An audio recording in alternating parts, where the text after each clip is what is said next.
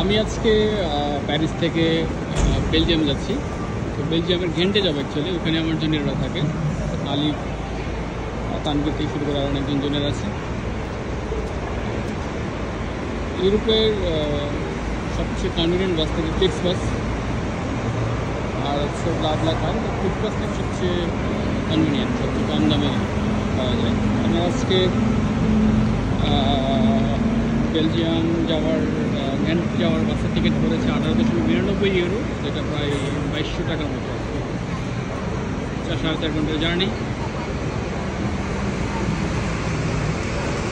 তো এই হচ্ছে বাস স্টেশন। আমি একটু আর্লি চলে আসছি। আমাদের এখানে বাজে এখন হচ্ছে 10টা সামথিং বাজে। আমার 11:55 বাস, ওয়েট করতে হবে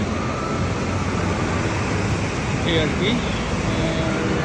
অবশ্যই বাসে আপডেট দিব, যেহেতু আমি বাংলাদেশ অনেক ঘোরাঘুরি করি। আমরা বাংলাদেশের বাস এবং এখানকার বাস সম্পর্কে আপনাদেরকে আমি অবশ্যই আইডিয়া দিব। দেখা যাক কী হয়, কী ধরনের বাস দেয়। ওকে, তো till then, thank you so much.